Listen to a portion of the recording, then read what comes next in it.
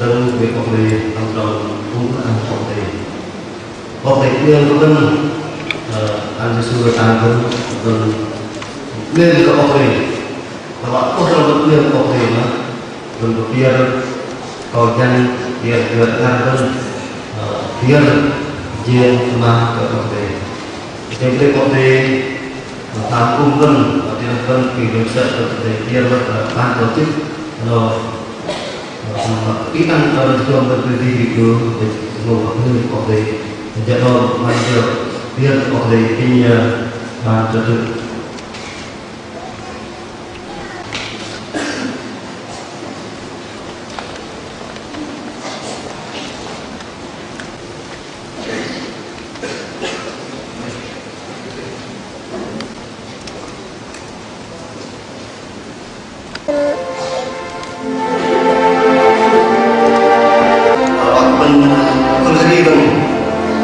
nếu có thể làm không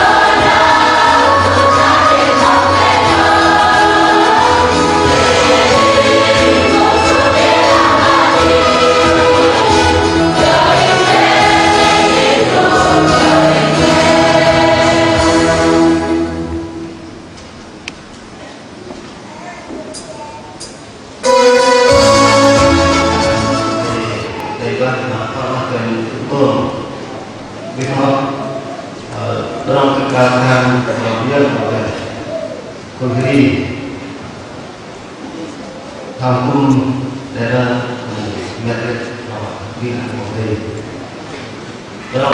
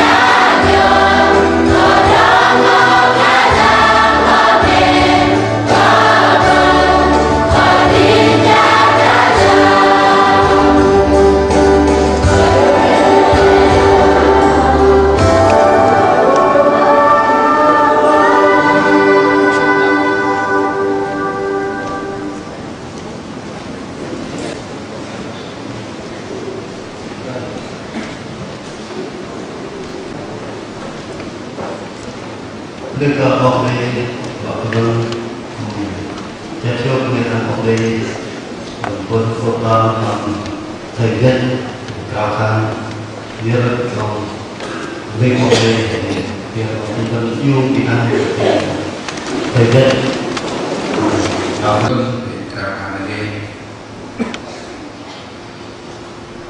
Nyon betul ke an pedu hanya Zakat, zakon, zakat lem pedu yang dibin Yang pikloh dan yang Ibadah yang tenang jika hamdikan dodra kemam terkait Itu jin teh hamdikan dodra kemam terkait Itu jin tersik hamdikan luka sebenarnya sik mampir itu jinga Dodra matmo mat ước mampir itu jinga Di meja pikloh ditang kerjaan dòng gerloh ditang dòng ước đề yang dia loh di ước đề dòng dia và gerloh di kerajaan yang benar juga di yang benar di kerajaan di rumah pengalui yang terinar yang lebih tenang gede bukti theo kerajaan yang benar di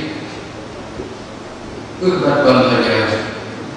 Giờ nào nhon vấn đề đi để nhóc cho nam bây giờ nó và bây giờ đi ở vì anh bắt cái ít ước cao thì ít ước cao tầm mạng mà lấy cao thì lòng nhon đi bắt thì lòng nhon bên ít là giờ nó là cái tên đang đi bộ hơi đi du rồi nhon ngày cũng để tắt bên rừng mà bây giờ nào đi cũng có adalah yang hidup dengan kontak dunia, dengan kontak le, dengan kontak aset, operasi itu bukan operasi. Terang le aset itu ke gip, malah gip kalau dia kerja hampir tiga operasi. Implementasi dari rumah, itu dari rumah anak dia belajar tahu itu pilih operasi, pilih dengan Kemudian ke kata Nabi mereka itu lebih berapa?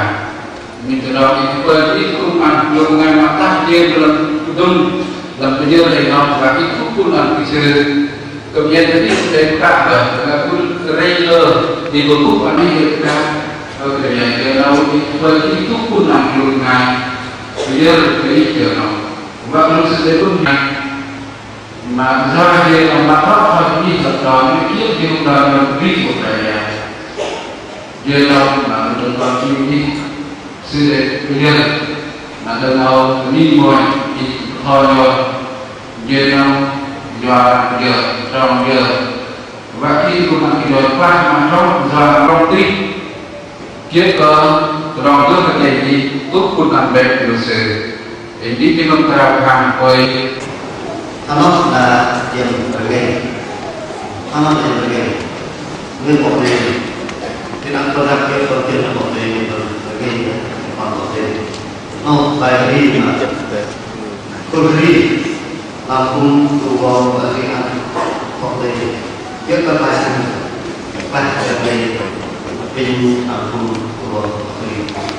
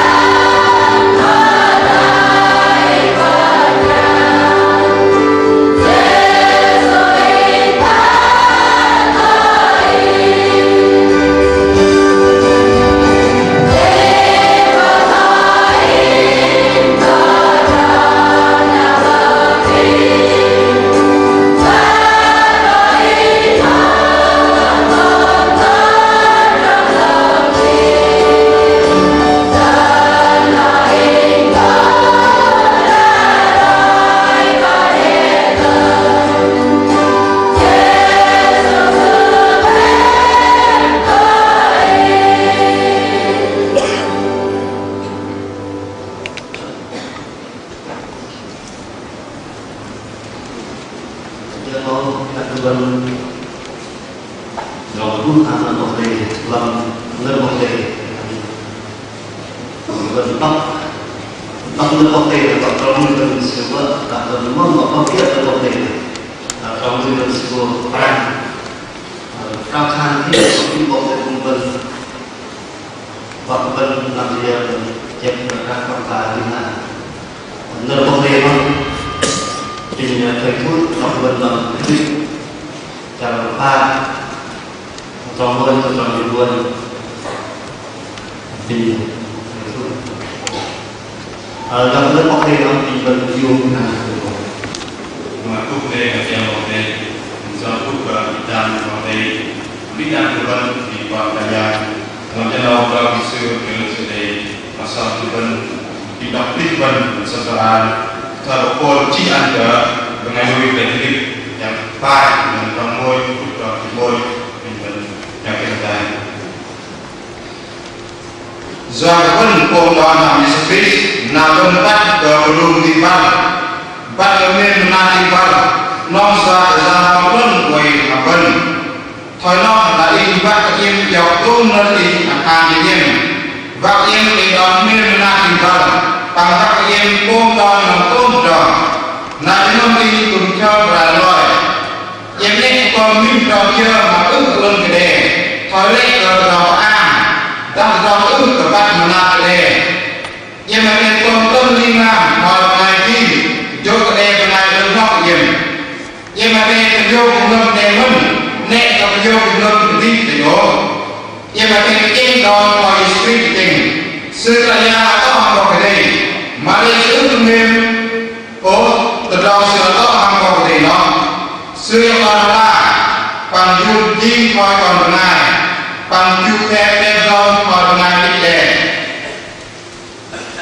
có sư để lại còn ngày bằng sư dốc còn là chú có thể đi ra lúc tờ xử lỗi mà lỗi man ở còn càng năm do con nó là còn thể cô đốc sư còn tin rằng này sư tin con nghĩ rằng mà đang lưu quay tờ bà tình đi mà quay tờ theo mà lưu quay là thành xuân đi đang một số tuần tăng quốc sử đi đang một ngày của các năng sư đại gia là còn thể là còn ngày ư an của bác sư có thể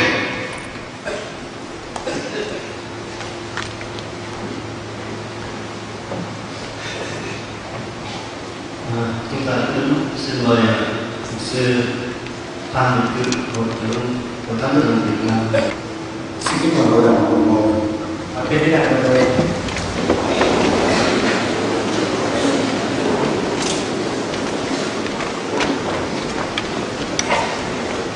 trước hết chúng tôi xin được thay mặt cho ban sự quản lý hội xin kính gửi đến quý tổ chức công chúa và toàn thể các con gái công chúa và thăm công chúa. Bình tạm bắt của ngài vợ chàng thơm mọi người là bình quốc biết ăn của ngài vợ chàng còn đây biết ăn của ngài cung là đó. Thưa hội đồng, mỗi một lần mà chúng tôi được đến và nhìn cái khung cảnh mà của hội đồng này thì lòng chúng tôi rất là xúc động và vui mừng. Tại lần thứ đầu thì lần đi lần thứ đầu một lần thì chiên chúng ta hỏi là lần thì đủ điều đây. Bởi vì đang khi ở các nước ở bên Tây Phương họ có nhà thờ rất đẹp, họ có ghế ngồi thì rất là êm, nhưng mà không có người đến đó. Lúc Nga là ngoài sự rộng là sẽ để mà cùng lần kia cuối lần mà đây ngày cùng là rất là tồn. Còn chúng ta ở đây thì ghế ngồi thì rất đơn sơ và thậm chí là dưới nắng, nhưng mà chúng tôi thấy con gái của Chúa yêu mến Chúa và yêu mến lời của Chúa. Đừng ngọt là quân đầu là đi ngồi là to đầu về nó đầm rồi kia là cố tình cả sự ca trong này nó là sự ca đấy. Con người này sinh ra lớn lên trong cái thế gian tội lỗi tiêm nhiễm cái thói đời tội lỗi thì không thể học theo Chúa được. Ngày mà vũ giờ là người ta này làm cái đàn lối ngay xưa còn nó đi biết người ta nó làm cái của nó đi biết chúng ta biết một cái nhánh nho ngoan nó sẽ ra một trái nho ngoan nho chua, đó là điều đương nhiên. và càng đây mua mà mua đi về đang của lũ là thấy nào sự của P của lít mua đi thì nó chỉ khi nào cái nhánh cây này phải bị cắt khỏi cái gốc hoang dã của nó để tháp vào cái gốc mới. và cần điều này mà cắt và ghép thì nó sẽ là nít là nó hơn là đấy sự của đây. Và với cái nhựa sống mới thì cái nhánh nho này nó mới có thể ra được trái nho ngọt ngào đẹp đẽ. Là không nó mua sự tê và cái sự của play của let's play ngam lần. Còn nếu chúng ta chỉ có sự sống của con người thiên nhiên đặt vấn đề là hủy mà con ra đặt đấy thì Kinh Thánh khẳng định rằng hễ khi sanh bởi xác thịt thì nó là xác thịt. nó mình có thể cảm đấy rồi kêu là không là tất cả nó là bản tất cả đây. Tôi có đọc một cái câu chuyện người ta vui, người ta nhân cách hóa loài sâu. Mình để đọc được làm một cái hiểu thành được để đi mình đưa hoặc sự có phần này. Nếu một ông chủ vườn thì ông đi ra ông thấy sâu nó phá vườn của ông. Để những lúc tạo ra là năm đi thì là sẽ làm đưa và làm mặn đấy. Cho nên ông đi ra ông bắt hết mấy con sâu ông bỏ vào trong một cái thau lớn để ông tính là ông đổ nước sôi vô để giết chết nó. Là trừ rồi cái đưa mình sẽ thành nào sẽ tôi đã tạo được lôi rồi này. Nhưng mà mấy con sâu ở trong cái thau đó nó nói là ông chủ vườn ơi coi chừng ông lộn rồi. Là lôi đưa và làm sao sẽ chẳng là như là tình lôi rồi đây. Bởi vì ở trong chúng tôi này á vừa có sâu mà vừa có tầm, mà ông biết là chúng tôi là những con tầm thì ích lợi cho ông lắm, bởi vì chúng tôi sẽ nhả cơ ra cho ông mà. Sẽ có tổ lâm nhưng mà đây cái rô như thế mà đây mình cả cả rô mà rô vương mà mình tin rằng thì đây và bên con kia là cái gì là hoàng dân đấy. Thế thì ông chủ hỏi này, thế thì ai là tầm đâu đưa tay thôi. Sẽ cái tổ này vương mà thành bây giờ mà dân là cái nhiều tiền à. Mấy con sâu nó nghe như vậy rủ nhau tất cả nó đưa tay thôi, tầm đây tầm đây tầm đây. Nó là rô rồi cái này sẽ tâm mà nó sẽ cái tí đằng nó mà nó dân Nó cũng giống nhau nhưng mà làm sao phân biệt được đâu là con sâu mà đâu là con tầm. và cần ta sư làm như thế để sẽ là các con sẽ đi mà nó luôn là nó mà để tiền được cả tự nhiên rồi nó Thế là ông kia hỏi một người có kinh nghiệm, nó sẽ là pin của nhà từ mình đây vậy. để làm sao phân biệt được đâu là sâu và đâu là tầm. Nó sẽ có hồi đây bây giờ mà cô thương mình cần đi làm. Người kia nói rằng ông cứ đi ra ông hái lá dâu á, ông bỏ vào cái anh nào ăn lá dâu á là đó. Nó sẽ cần là đi về hết làm mà thương sao mà được dốc thương nào để còn tiền kia đi đan mà thương yêu mà sự xa mà nó về mà được lần. Mấy con sâu nó nghe thì nó nói nhỏ với nhau, nó nói ăn tóc nha, ăn tóc. Nó mà thương là cái con sẽ này mình sao đi cái nào mình sao. Thế là khi ông bỏ lá dâu vào thì tầm cũng ăn mà sâu cũng ăn, xứng nhau ăn hết. Và bạn có thể ra mà thành tôi cái đạo lịch sử xả đi của mình. Ông nhìn xuống bộ cuối đó đâu nó ăn hết như vậy thì làm sao biết tầm đâu, sâu đâu. Nó nói bạn thấy rằng là cái đạo lịch sử nó xa là sự cũng tất cả những lần hiền này mà. Ông hỏi cái người có kinh nghiệm, ông nói là nó ăn hết trơn này, con nào cũng ăn hết. Là sự bình của nhà này mà đều đây là sự nó không có xa đi cái tôi hiền đừng. Người đó mới nói là ông yên tâm đi. Là nghe người ta đổ về cái đây. Bởi vì một khi con tầm mà nó ăn đã no lá dâu rồi thì nó sẽ bắt đầu nó nhả cơ. Và cần là tôi hiểu mà sự xa mà đi sự phi là sự của nó lấy tiền ra mà đi hiểu vang. Và bây giờ đúng như vậy, khi con tầm ăn no lá dâu rồi bắt đầu nó nhả cơ. Và cần bắt nó cần là cần cũng làm xa tí ra nó là sự lấy ăn và rau mà biết ở ngoài bạn. Bây giờ mấy con sâu thì làm sao đây? Là không đâu thì bây giờ Nó cũng nói nhau, nó cố gắng nhả nha, cố gắng nhả nha. luôn và luôn đây đâu cái gì nó đổ luôn nó cái chăn nó sao mà cái sự vang. Mà hội đồng đấy con từ đó mình rồi mình lấy tiền. Có phải nó nhả ra những cái to lớn những cái đẻ không? Trọ cái xưa lấy ăn cái rau mà có này có cái chí nhà nó đóng lưng này. Không, nó nhả ra cái lớn ghê lắm. Mình đọc ở cái vô sẽ lấy cái mình mài nhất. Cũng vậy, một người đã thuộc về Chúa, có sự sống của Chúa sẽ sanh ra những cái con cái tốt đẹp, công bình, yêu thương như Chúa. Cũng như là nào hết. Ngày như mà chí ngày lui con đồ lết về đọc mê đọc cực chân. Mà một người không có Chúa, không thuộc về Chúa thì không cách chi có thể sản sinh ra một đời sống đẹp đẽ, thánh khiết, công bình như Chúa. Ví dụ ngày như mà thức định là giang là sư cô không được rong là cái đế thức thực phải còn cái giang không? Vì vậy, để mỗi người ta biết chắc mình thuộc về Chúa, mình là con của Chúa. Hồi nọ mình bắt một bên bắt một bên cái thời gian con thời gian bắt. Ở đây đoạn 1 từ câu 10 đến câu 13. Làm đó tầm môi nước ngoài phê. Chúng ta thấy ở đây có 3 hạng người trên thế gian này. Nó thể phê của Ngài. Câu thứ 10 nói rằng họ không biết Chúa. Nó làm cho cái chuyện xưa bắt thời gian. Mặc dù họ được Chúa dựng nên, Chúa ban cho mọi ơn của Chúa, nhưng mà họ nói là họ không biết ông trời là ai. Mặc mình thời gian chi sư thời gian ăn để có rong là sẽ bắt thời gian được ngu. Đó là thành phần thứ nhất. Nó từ Ngài ngồi. Cái thành phần thứ hai thì họ không nhận Chúa. Khuyên Ngài ba xứ của sơ thời gian. Trong câu thứ 11 nói rằng Ngài đã đến trong xứ mình, xong dân mình không hề nhận lấy. Và anh làm cho những người có mặt của thời gian nó mới xứ được sự sân nhất. Như vậy chúng ta thấy có hai cái thái độ đối với Chúa là không biết, không nhận. Nó mình đọc là ba đồng Ngài mà biết tức là ba của sân. Nhưng mà chúng ta cảm ơn Chúa trong câu thứ 12 đó là nhưng để ai đã nhận Ngài thì Ngài ban cho quyền phép trở nên con cái Chúa Trời, là ban cho những kẻ tin dân Ngài. Nơi làm trong chúng ta như một thằng khổ mà để Ngài cu mà cô và sơ là nó bảo để ăn sự gì mà bảo để. Như vậy để chúng ta được trở nên con Chúa không phải là tự nhiên.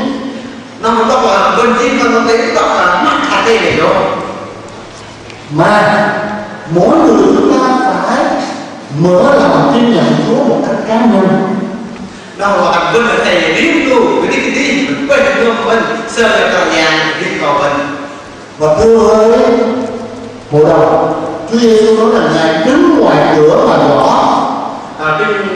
Thế là trong đường đọc là dàn làm sự tân hoạch mà Cửa này không có là cửa nhà, mang nó có bằng cửa này không có cửa nhà thờ, mang nó có bằng nào của một mà là cửa tình tấm lòng của chúng ta. nó là mang sự ngầm được mình. Chúa đứng trước từng cửa tấm lòng Chúa gõ để từng người nghe tiếng Chúa mà mở lòng tin và tiếp nhận Chúa. Cái nhà đơn riêng luôn của Ngài giúp bằng cái ngầm Ngài đơn bác của mình và quay sở sự. Tôi mừng vì nghe nói là ở trên Gia Lai, ở một số nơi các vùng cao nguyên tin Chúa cả làng. Ôi nhiều chân đây người ta là Gia Lai bên nào rồi cô bên nào thằng con nuôi cái nhà tí lệ. Rồi tin Chúa cả nhà. Ngài con ta thấy là lệ cùng nuôi. Nhưng mà vừa mừng vừa lo. Lệ in đến trong cái nước mình để đọc tâm mình. Cả là tin Chúa sao? Tiếc rằng là cái lệ nuôi cái nhà nhiều. Cả nhà tin Chúa sao? Tiếc rằng cái nhà nằm nó nuôi cái nhà nhiều. Hãy nhớ là Chúa đứng trước từng cửa chúng ta. Bên em đọc là cái nhà đơn người riêng mang cái thương của mình cái nhà là đúng. Và mỗi người có trách nhiệm để mở lòng mình mời Chúa tự vào. Là cái gì luôn của mình được đọc mình phải quen bằng tâm đi bên. Không ai thay thế cho ai được. Có thứ nhất là ngày Âu là cái tài của nhà to. Cha mẹ không thể tin Chúa thế được con. Cực đó là mẹ bác là nuôi cái nhà tài lắm con. Con không thể tin Chúa thế cha mẹ. Cực đó là con tài lắm là nuôi hàng mẹ bác. Ở trong Ê-xê-chiên đoạn 18 câu 4 Làm là trên là phần quan. Chúa nói là linh hồn cha cũng như linh hồn con, linh hồn nào phạm tội thì phải chết. Và bạn là cũng là con nó các bạn ông cũng ngu mà tê lòng rơi rồi. Và linh hồn nào mở lòng để tin và tiếp nhận Chúa thì được cứu. Là cũng nhưng mà ngu mà quên không sợ là gian ở đây là đi. Cho nên ai ăn thì người nấy no, ai tin Chúa thì người nấy được cứu. Thằng vua xa thì được đi, là vua núi về em thì được để lại. Cho nên dầu chúng ta ngồi ở đây chúng ta mừng nếu tin Chúa cả là chúng ta tin Chúa cả nhà. Nhưng chúng tôi muốn hỏi là quý vị đã mời Chúa Giêsu nữa vào lòng của mình hay chưa? Mình trong cái cổ mình kịch mình chưa biết rằng một ngày mình làm mình nuôi, biết rằng một ngày làm nó mình nuôi, mình nhớ có ăn nào đi luôn được mình con được sợ là dạng. Mà hãy nhớ câu mà Chúa nói rằng ta đứng ngoài cửa ngoài ngõ đó, là cái câu đó Chúa nói là hội thánh Lao-đi-xê chứ không phải là trong đường ngoại đâu.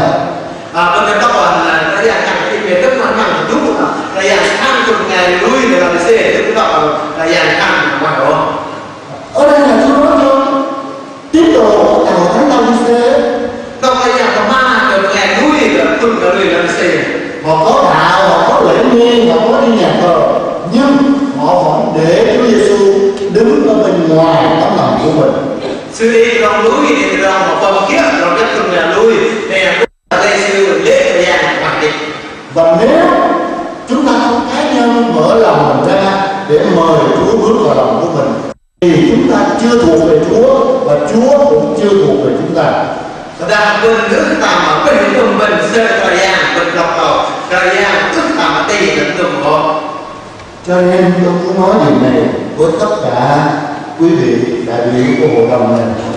Rồi bình thì bạn mà lúc mà tí ta là tôi là đôi thì là cùng là nào. Chúng ta đã mời Chúa Giêsu dựa vào lòng của mình. Lúc bên ta thời gian mình quên một tổng cảnh của mình là Tôi không hỏi quý vị đã áp tên chưa?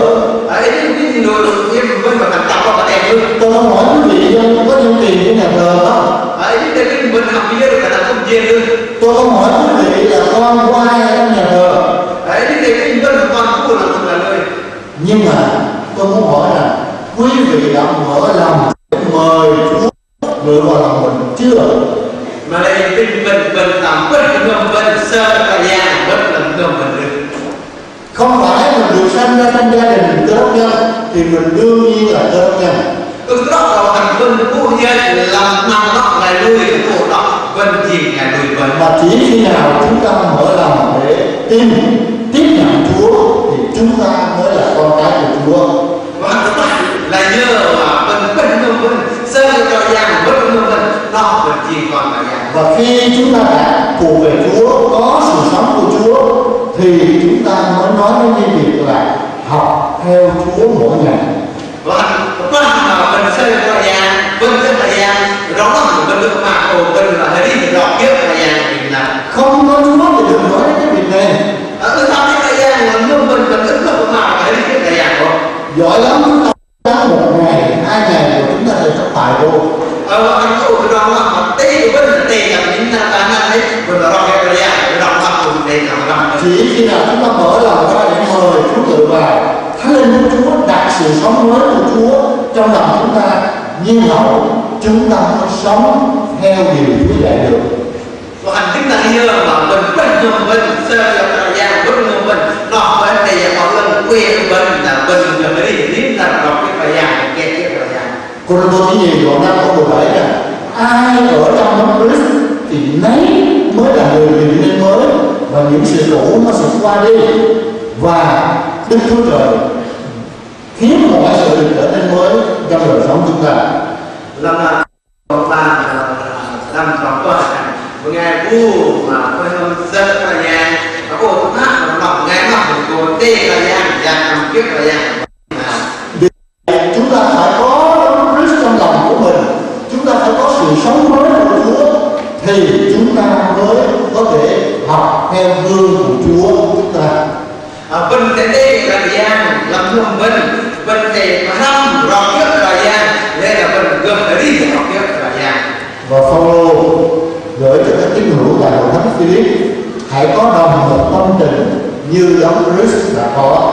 Đừng đọc buồn để thích mà vô hạn sự mà lui cái đức hạnh. Và tại đây chúng ta thấy Phaolô nói cho chúng ta về cái vẻ đẹp, về cái tâm tình của đấng Christ mà mình cần học theo.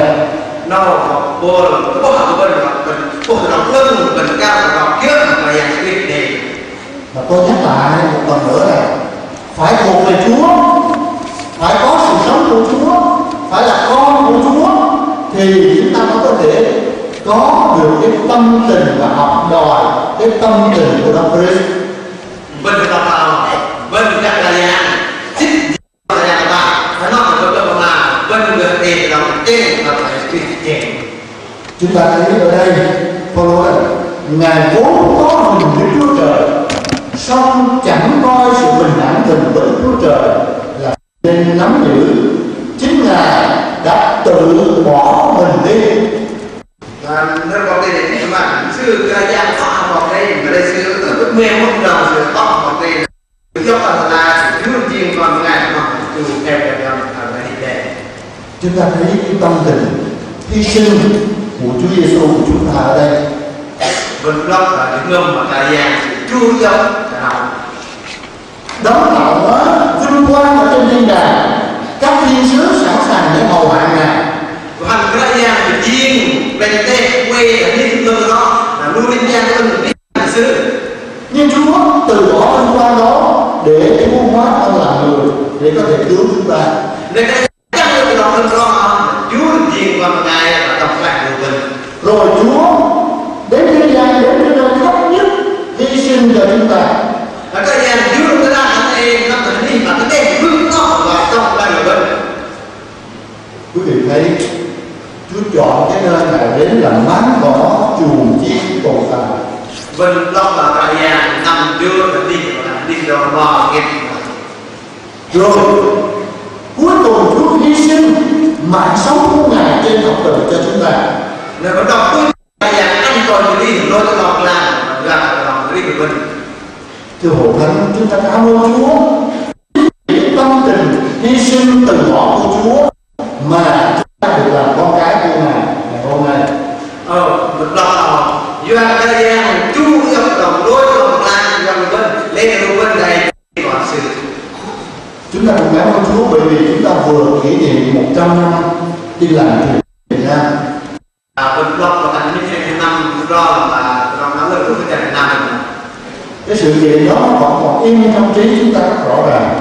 Và cái đó mà thì quan có mình có mình Việt Nam. Và trong cái đại lễ đó chúng ta được nhắc nhau về hy sinh gian khổ của những bậc tiền bối của chúng ta ngày xưa. Làm cho nó thì có bên mình đó luôn nghe mà có gian đó là để lòng đặt nó. Tôi vừa rồi gặp một bà cụ giáo sĩ mà bà đã trở về quê hương 47 năm rồi. Nhưng mà mình để bậc của ngài họ bậc về bên đâu thì sự trọng về xưa là để quan 3 năm rồi. Năm nay bà 85 tuổi. Năm đầu xưa quan 5 năm. Con cháu là người thân. Làm cái ước nguyện của bà là đưa bà trở lại Việt Nam để thăm và thấy một lần cuối sau 47 năm hầu việc Chúa và ra đi. Nó là con sau đều là 3 trở đi mà để sự quan gia sau đó sẽ là do sự vào tìm tập bảo vệ. Bà nói cái thời gian đó mà từ quê hương của bà ở bên kia đi đến Việt Nam của chúng ta, bà ngồi trên tàu thủy hết 1 tháng rưỡi. Và hành xưa đó dạng nó là xưa từng nít lên xưa năm từ năm đến xưa hào tô là mình hay hoặc Bây giờ thì bay có 10 mấy tiếng đồng hồ mà đã hay được bao là thịt cơm giờ. rồi bà thuộc lại những cái gian khổ khi mà đến Việt Nam chúng ta. Cách đây mấy chục năm nó còn đơn sơ, nó còn nghèo nàn khó khăn lắm. Anh là xưa đó là xưa tại Việt Nam cho có để lòng đặt ngọt biết. Nhưng chúng ta cảm ơn Chúa bởi vì các bậc tiền nhân của chúng ta đã gian khổ hy sinh để đem cái lại đến cho chúng ta ngày hôm nay. Hôm nay vấn đề là nhà của nhà công gia đó sẽ chú ý còn cái vì coi chừng cái thế hệ của chúng ta ngày hôm nay không phải chịu khổ mà chúng ta lại sợ khổ. Đáng lẽ của mình căng mình kể mình đấy mà căng vấn đề chúng ta thì chú yêu được lòng mà đặt lòng về mình ly để lòng đặt lòng Xã hội cũng muốn cho chúng ta những phương tiện để chúng ta sống. đáng lẽ mình có còn việc là còn được cái ăn của mình cần cái gì rồi chưa quên không Mỗi ngày mỗi khá hơn, mỗi khá hơn. đi ra làm cái gì rồi không là không Và coi chừng chúng ta sợ khổ không phải là chịu khổ giống như các bậc tiền nhân.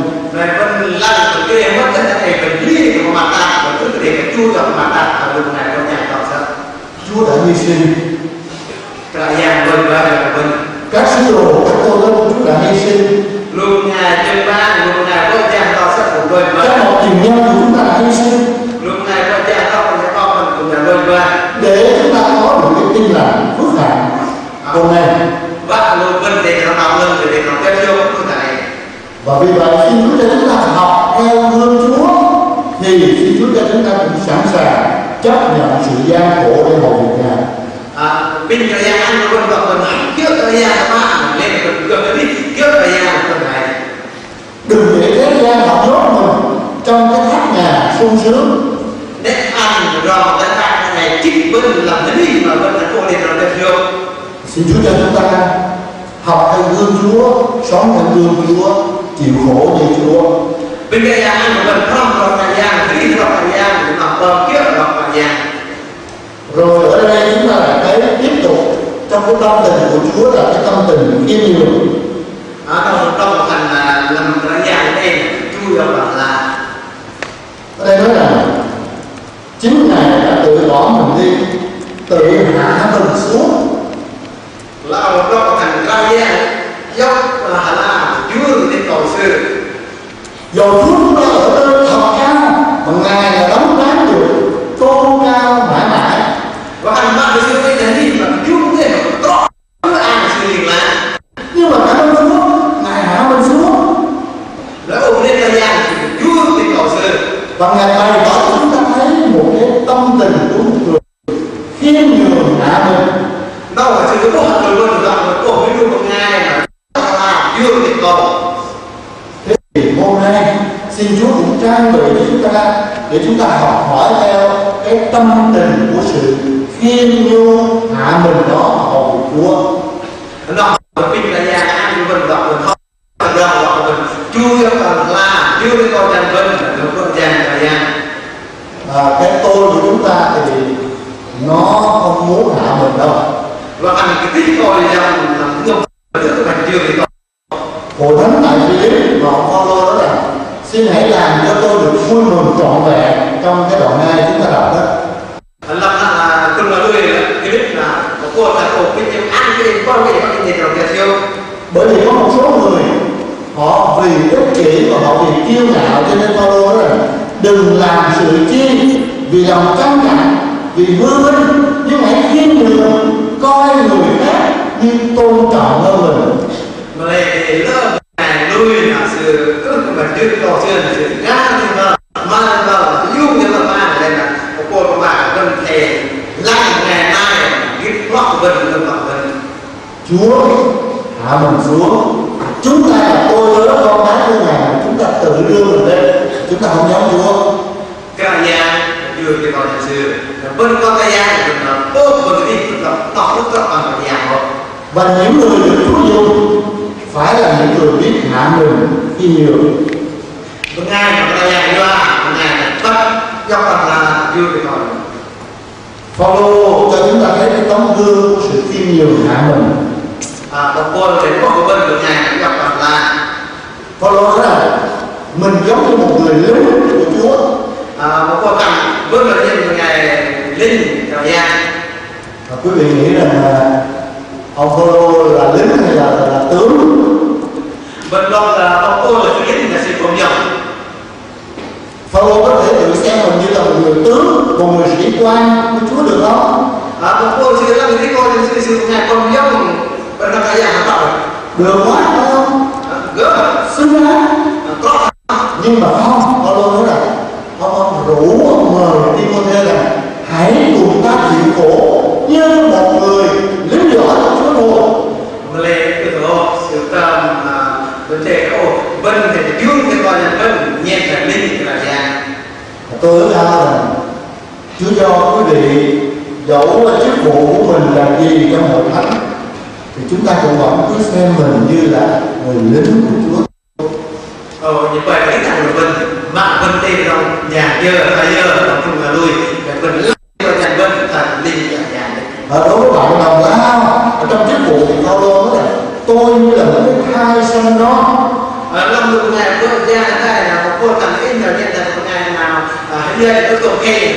Tức là tôi là cái người bước vào chức vụ sau, tôi chỉ là người sanh sau để muộn so với quý đệ tử của Chúa khác. Một cô thằng tổ in là thằng một ngày hiện tại mà đâu tin là một ngày của gia đó. Đối với Tin Lành thì Phaolô nói là tôi chỉ như một cái chậu bằng đất tầm thường và Chúa đừng tốt của trong tôi. Là hâm cường là nơi của cô là sư khai là linh và của cô bản tên là mong bằng biết giờ ở đây. Đó là lý do Chúa dùng Phaolô. Nó của cô là một cái doa Thiên nhiều hạ mình giấu mình đi để được Chúa dùng. nó bảo là Chúa cái con sư rất là là dạng doa. Và xin Chúa cho chúng ta học trò cái tâm tình đó của Chúa, Ngài tự hạ mình xuống. Đâu là bên trong là phải biết rồi dành Chúa phải dành. Và Phaolô nói thêm rằng cũng vì đó cho nên Đức Chúa Trời đã đem Ngài lên rất cao.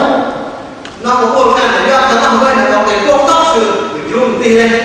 Phần Chúa Giêsu thì Chúa tự hạ mình xuống. Cái gì không phải là sự thì Chúa thì còn sự Xuống thật thấp. Chúa nó đây là ở đây là Xuống đến nỗi là nằm trong chuồng chim mến cỏ. Chúa cái con sự thì Chúa là tu thiên ở trong họ cái trò. Và cũng vì đó mà Đức Chúa Trời đã đem Ngài lên rất cao, ban cho Ngài danh trên hết mọi danh. Doa bên ta nó mà bảo vệ cô có phải tình không được tin vào một phần năng của ưa ai có tí nào của lòng. Đừng có ai đem chúng ta đem mình lên.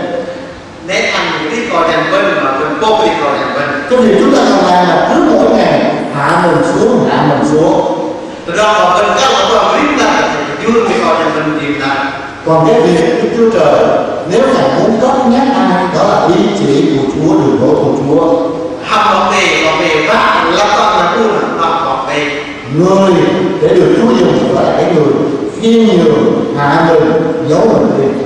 Ngài bảo vệ là rất là Chúa đi coi dành bên hạnh phúc cái thích cho bác bảo kia. Bà Mary là một trong những trinh nữ được Chúa chọn. Dặn trên Marie mà bảo vệ ra nhiều. Lý do nào Chúa chọn bà Mary? Lý do kia là bảo vệ ra trên Marie. Bây giờ chúng ta hãy xem có ai câu nói được ghi trên bản này. Và quý vị xem thử câu nói nào là câu nói của bà Mary trong Kinh Thánh. Mình là đặt ở cô này khi nhập thành hai nên nó mai như là rất là Marie. Quý vị xem hai câu hỏi là hai câu nói này. Bây giờ đi một số nhà thờ khác của giáo hội Công giáo chúng ta thấy có cái câu là ta là Đức Mẹ Chúa Trời. Mình lần ở Việt Nam của bên này là Marie các thành in và tiền mẹ học đi. Và một cái câu nói khác nữa là tôi đây là tôi tớ Chúa. Là đây là người ta là chỉ là thành in nhiều về những cái ta là nhà. Tôi xin hỏi hội đồng cái câu nào là cái câu của Mary thật ở trong Kinh Thánh? Là nơi đây là rất là đơn bà cái gì làm sao làm được đây mà nơi đây Cho sự hai đúng rồi. vậy mà bà còn vậy Đó là lý do Chúa chọn Mary. do cho nó là cái gì Chứ nếu mà Mary mà bên mà nói là ta là Đức Mẹ Chúa Trời chẳng bao giờ Chúa chọn Mary đâu. vẫn đâu là ta mà mới đi ăn chứ coi là sư với thì mà thành tớ thì với còn đây là còn cái này sử không. Nhưng mà rất tiếc ngày hôm nay người ta đã cướp mất cái vẻ đẹp của Mary là sự khiêm nhường hạ mình. Tôi đây là tôi tớ Chúa mà thôi. Rồi vẫn đọc lại lần là người này nhiệt và tôi vẫn là nơi mà đọc là tôi ít đi ra đây ăn mà đây là có ai người Nếu chúng ta muốn Chúa sử dụng cuộc đời mình, hãy khiêm nhường hạ mình trước mặt Chúa. bên đọc là ta cần rất là dành cho bên thầy Chúa thì có dành bên là dành đuôi. Rồi chúng ta thấy cái tâm tâm tình tiếp theo chúng ta học nơi Chúa là cái tâm tình vâng phục. Nào bằng bê được đọc thì học lòng đừng là ảo thành phần để dọc ngâm ngon để bị văn. Câu số 8 Ngài đã hiện ra như một người tự hạ mình xuống, vâng phục cho đến chết, thậm chí chết trên cây thập tự. Bên trong đây có cái mà cũng là ảo thành chu nhầm thì tốt ở bên lòng làng. Chúng ta biết rằng Chúa Giêsu cũng mang một cái thân thể như chúng ta. Bên trong là ảo thành tí cũng góc có cả như của mình. Cho nên khi mà nghĩ đến cái việc đối diện với thập tự giá, có cái việc bị treo giữa trời, không dễ chịu chút nào hết. Lo bên trong là xích ra có cả hai của mình là mình lặng lòng làng mà không có lòng làng ô ức bồi rồi. Riêng Ngài thì Ngài cảm thấy run sợ và không dám để chấp nhận cái điều đó. Đi trong thời gian mình đọc cuộc thời gian mình tớ lên thời gian mình cái cũng không có tốt sự mà lắm là không. Và tại vườn Gethsemane 3 lần chúng cầu nguyện Làm ra cái đề thời gian nào càng tên bằng nào. Cha ơi nếu được xin cất chén này của con, Cha ơi xin cất chén này của con, Cha ơi xin cất chén này của con. Để bạn đáng cơm cái gì vứt ra trong nào, cái gì vứt ra trong nào, vứt ra trong nào là gì. Bởi vì thật sự Ngài nhìn thấy cái hình ảnh của thập tự giá, của cái việc bị đeo giữa trời, có cái việc những mũi đinh đóng vào tay chân, không dễ chịu chút nào hết. Mình lòng là dạng là lòng là để vâng được bài quen là vâng nó to bằng là bồi được hàng được bằng ngày. Nhưng mà Cha muốn Ngài bước tới, Mà lên lòng bác chuyện là tốt gì đó.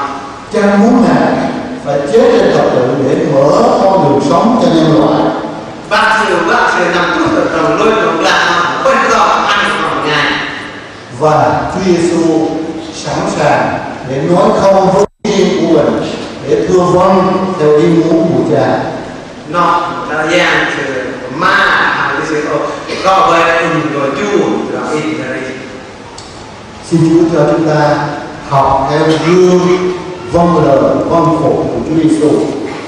Bên cái dạng ăn bên còn được hấp lòng nhập chu do thời và dạng sự.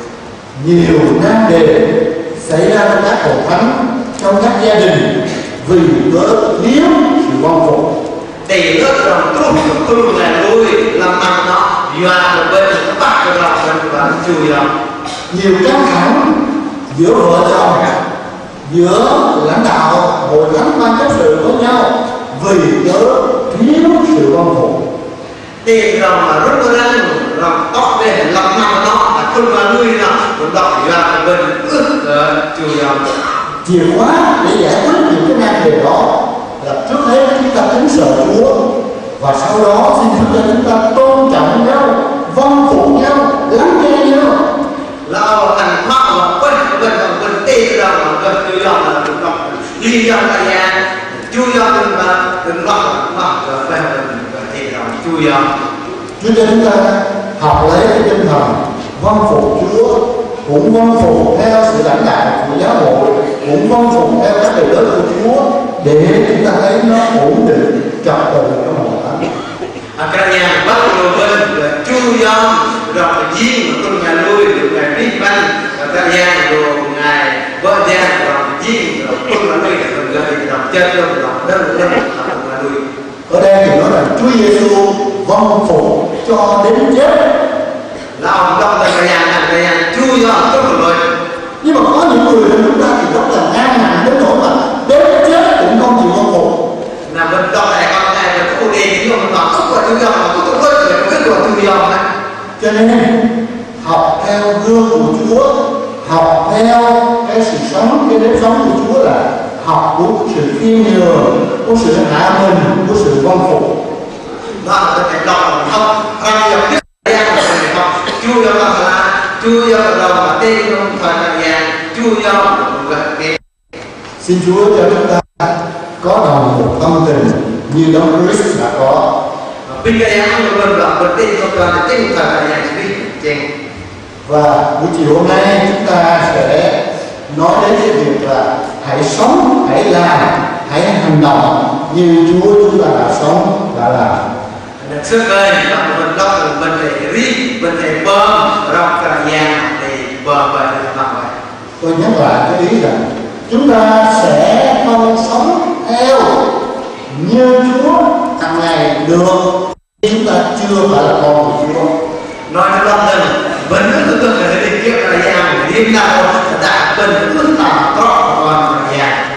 Cho nên nếu ai trong chúng ta chưa biết chắc mình là con của Chúa, vẫn còn để Chúa Giêsu đứng bên ngoài tấm lòng mình, thì nên chăng trong dịp hội đồng hội thánh này chúng ta mời Chúa ngự vào lòng của mình để mình thuộc về Chúa, Chúa thuộc về mình. Nào có ơn mình lòng mình công tin nào vấn đề là ra kêu mình đứng rằng là thấy rõ kiếp là nhà ham tốt của quên thứ gì mà tốt còn là nhà người để là chưa đâu về đọc cô mình mừng tân là vào này vẫn là hát mình về hát và liệu là tốt của mình thì mà là nhà sao là nhà của bạn mình.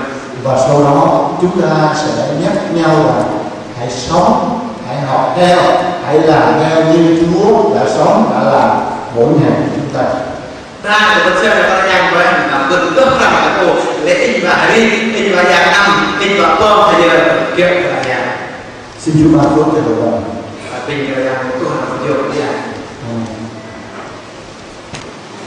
vấn đề tâm linh cả nhà về cung vân thọ cung vân yêu cho nuôi vân việc hành của thầy vân tin có thể việc làm của vân hoặc là giữa quý cho kiếp cả nhà phải là thọ vân ở đây tôi con sự vui và hàng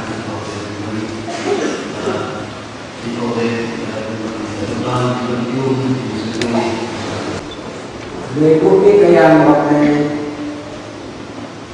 thì rất gặp hơn vì còn ấy làm phương tiện làm đỡ làm ngày đi còn đi về đi làm đi thì hướng về đi đỡ đau thì cũng đơn cũng dạy họ để đi để làm cái là mất tâm lòng học lên mình học thơ tâm tâm hồn thì cũng nơi mà làm ha clip trở ra những việc đi học luôn lại luôn lý chữa thầy gặp nào lý chữa thầy bác tức là buổi đó thì cao luôn tìm đối tăng với nó núi rồi người ta núi tới và sinh ra được dĩ luôn thì còn đi và ra núi tí sớm cho đi làm không thì nó dĩ con đi thì nó cứ học và lý tiếp đi ra núi chúng ta là dĩ con đi thì nó tức các bạn lý tiếp thầy và tức các bạn đây và làm cái đó và cái đi cung để ăn ngày đối đi làm tình cảm nhân cao cờ giáp đi làm ngầm mà nhân gì còn đi phạm làm nhân chỉ có đi phạm nhân nghe được vợ làm như thế làm đi phạm cái này nhân học giáo làm ngầm cái này và cái là cái nào sớm cái sự chú người ta chú ăn cầu xử lý và trong lời ngày ít các bạn tôi luôn chú góc còn là hai cái dàn để chú gặp với nó cái Việt Nam đi họ lỡ năng mình luôn đi và có các câu mình đi và các câu mình đi mà ước các bạn gặp còn là ước các bạn năm một ngày nay phải viết cao phải đi học mình hoặc ít ước các bạn hiểu đi vào cái nhà hai cái máy giờ nét ra tổ bằng lấy cái đang đó cái ha vâng cái hợp đồng là đi vào luôn vợ đang còn đi còn một lần ngày để ta để đó đi làm cái em space cùng chú thì nó phải chú nhau dùng lúc rồi cái lòng bàn làm thân cái mình ra mặt bây giờ đi ít cầm đây là làm cái thì mình xem vào cả mình mà đây đi làm chung bán kalau ini bertahan sekompul tu dah dia nak bertahan kalau kita nak bertemu tu yang bukan kenal dia antara kita lalu berteh dalam yang ini dalam nam nó là cùng nuôi mình thì bố ta đây lỡ làm ngày ở ngày đó cứ tới đây đầu cu nhon cứ đây dọc là ba năm rồi chú rồi ma rồi thấy hay gì bao rồi lơ mà nếu ta là chú nhon còn là đâu là chú gì bao còn làm nó có hơn net buat làm ini là Islam được cái bố với nó là họ đỡ năng thì nó được làm này rồi tu phải đi để tu nó chúng ta đi chân bắt nó trong cái câu làm nó con nghe lui bắt chu vào thì đầu chu ngày đây đang chiều nhá chu để bác chu ngày bác bạn chu thiên văn giao thiên văn có nhân ở đây nông bạn thiên văn đi ăn người ta đi vào đi vào phần rồi lên cái sợ cơn rồi mà tham dân rồi ít mà để lỡ rồi có đi cùng rồi bạn cái đây nông đi đây nông ta cần đưa nông sẽ thành mình để đi bạn mình đi cái nào hai bên cái này cứ cái ngày cũng mà cứ làm đi con đi và đi văn và kia đi rồi mà nên đi con thì mới làm nên chú trọng đây là chú trọng làm Hà Lan và đi về Đài Loan về rồi mà để đi ra đi nơi cao thang và đi ăn đây là làm dùng nhon đọc trên nhon đọc nhon nhạc năm thì là để đi cao thang và hàng đại gia Giêsu Christ. Amen. Thứ hai có thể đối với tinh thần rất là tới sự lớn của thân dân Việt Nam hơn và càng càng kết thúc chương trình chúng ta cầu nguyện chung hát tôn vinh tinh thần sau đó mời sư hội trưởng cùng chủ phước kính thưa quý vị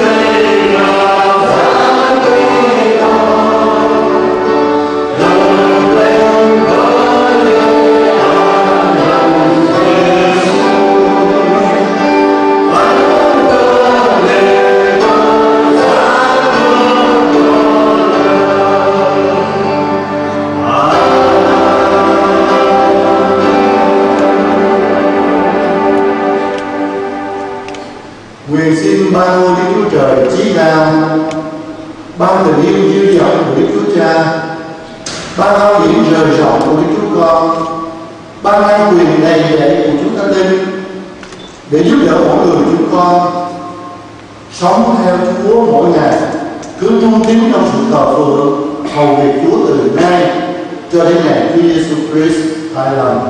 Amen. Đọc xuống đi